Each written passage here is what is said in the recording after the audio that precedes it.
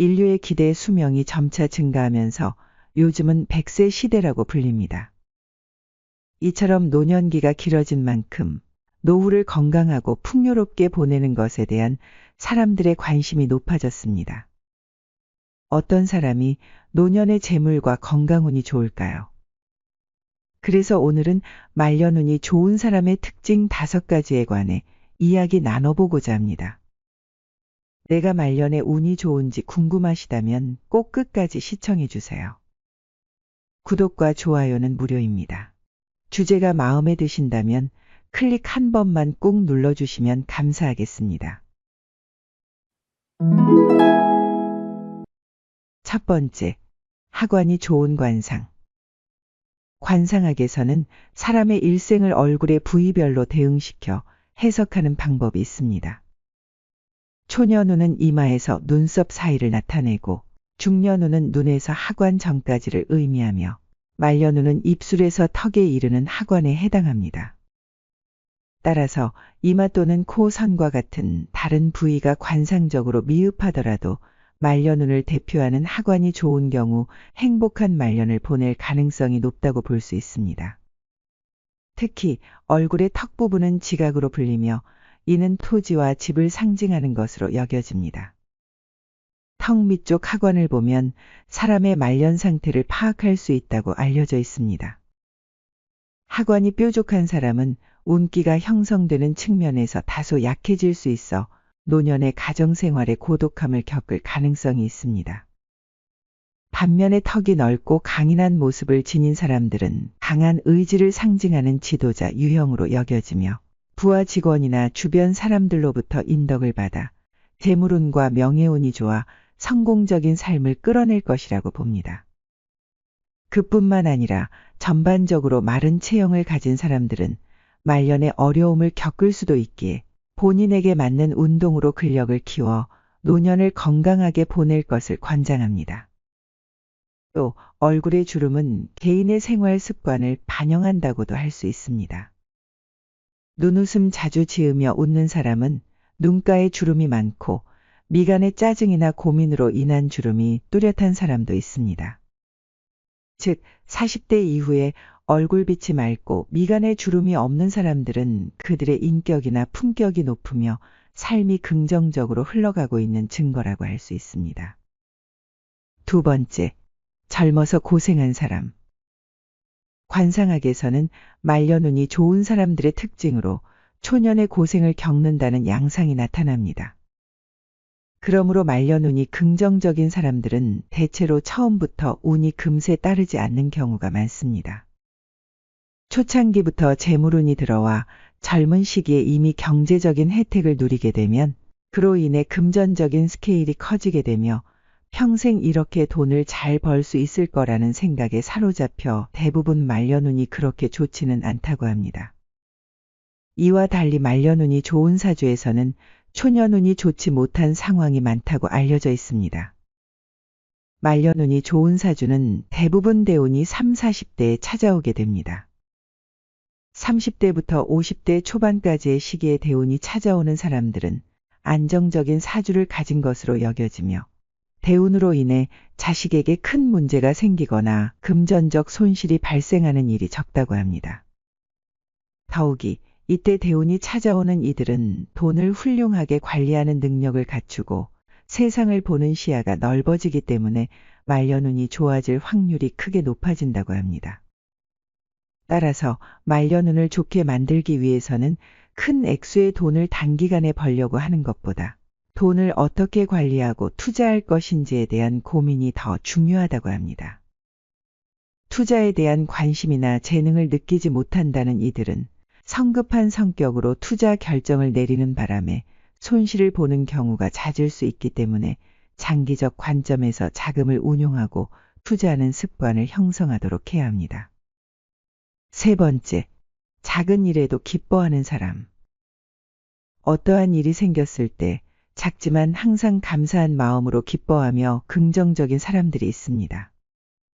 이처럼 사소한 사건에도 감사하는 태도를 지닌 사람들은 일상에서 내재한 평온함을 유지하고 혹여 부정적인 사건이 다가왔을 때도 화를 내거나 흥분하기보다는 차분하게 문제를 해결하는 능력을 지니고 있습니다.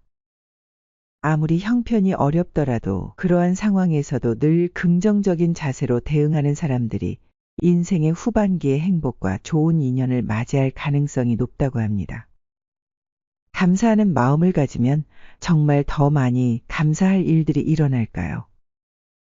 실제로 많은 사람이 이것을 주장하고 있습니다. 가장 권위 있는 말 중 하나는 불교 화엄경의 가르침이자 원효대사의 해골물로 알려진 일체유심조의 가르침입니다. 이는 모든 것은 마음이 만들어낸다는 의미를 담고 있습니다. 그러므로 매사에 감사하는 마음을 가진다면 결국 감사할 만한 현실이 창조되기 시작하는 것입니다. 감사할 일이 이어진다면 이는 마음의 평안과 기쁨을 위한 가장 훌륭한 방법이 아닐까 싶습니다. 지난 한 해를 돌아보며 스스로에게 물어보세요. 충분히 감사한 마음으로 살아왔는지, 그리고 감사받을 만한 일들을 베풀며 살았는지를 말이죠. 만약 그렇게 하지 못했다면 이 순간부터라도 시작하시면 됩니다. 절대로 늦지 않았습니다. 일을 진행함에 있어서 때를 맞추는 것은 중요하지만 깨달음을 얻고 감사의 삶을 살아가는 데에 늦은 시기란 없기 때문입니다. 다만 하루라도 빨리 깨달으면 깨달을수록 그만큼 자기 삶에서 행복해질 기회가 늘어난다는 점을 잊지 말아야 합니다.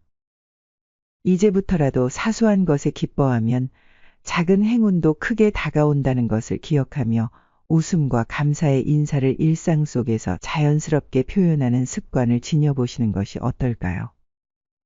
그렇게 함으로 삶의 작은 기쁨들이 더욱 가치 있게 다가올 것입니다. 네 번째, 중년을 잘 보낸 사람. 예전에는 인간의 수명이 그리 긴 편이 아니었기에 청소년기에만 자기 정체감을 확립하는 과제가 있었습니다. 이 정체감의 근거에 성인기를 보내면 곧 노년기로 들어가기 때문에 중년기는 그저 젊었을 때의 시간을 정리하고 노화를 맞이할 준비의 단계로 여겨졌었습니다. 그러나 현대 사회로 들어서면서 장수화되는 인간의 삶은 제2의 경력을 넘어서 제3의 경력까지 고려해야 할 정도로 인생의 범위가 확장되었습니다. 급격히 도래한 고령사회는 개인적이고 사회적으로 광범위한 영향을 미치고 있으며 이는 이전에 충분히 예상하지 못했던 변화들이기에 현대인들은 앞세대와 확연히 다른 삶의 궤적을 걷고 있습니다. 중년기에 진정한 자신을 찾지 못하면 길어진 인생의 후반기에 본인뿐만 아니라 가족들에게도 큰 짐이 되는 삶을 살게 될 수 있습니다. 이에 중년기는 일생 동안 잊고 살았던 꿈을 되찾고 이를 현실화시키는 귀중한 시기입니다. 이제는 사회적인 성공이나 자녀 양육과 같은 책임에서 벗어나 진정으로 자신이 원했던 꿈을 발견하고 실현하기에 적절한 때입니다. 중년의 도전과 노력 여하에 따라 후세에 누릴 운명이 좌우될 수 있다는 점에서 이 시기에 튼튼한 기초를 쌓는 일이 중요합니다. 이는 마치 농부가 봄에 씨앗을 심고 여름에 성장시켜 가을에 수확하고 잘 보관하여 겨울을 나는 것과 유사한 이치를 따릅니다. 사업에 있어서 씨앗을 뿌리는 시기와 수확의 시기가 있는 것처럼 재산을 모으는 일도 중요하지만 조성된 재산을 어떻게 잘 관리하고 활용하여 여생을 윤택하게 보낼지에 대해서도 깊이 고민해야 함을 잊지 말아야 합니다. 다섯 번째, 많이 베푸는 사람. 주위 사람들을 존중하며 친절을 베푸는 것이 생활이 되어 있는 분들이 있습니다. 꼭 금전적인 도움이 아니더라도 어려움을 겪고 있는 지인에게 따뜻한 말 한마디를 건네거나 맛있는 음식을 나누어 먹는 등의 작은 행위들이 쌓여 결국 말년운을 좋게 만들어줍니다. 말년에 복이 있다고 여겨지는 사람들은 대체로 자신이 많이 갖지 않았더라도 남들과 기꺼이 나눴던 삶을 살아온 이들이며 불필요한 분쟁을 피하기 위하여 타인의 의견을 수용하고 긍정적인 영향력을 미치는 태도를 견지하는 분들입니다. 바로 이런 습관이 자신의 말년을 좋게 만들어주는 요소라 할 수 있습니다. 그뿐만 아니라 언행에 있어서 짜증을 내거나 화를 내는 말투가 아니고 인자하고 자신감 있게 말하는 것 또한 중요합니다.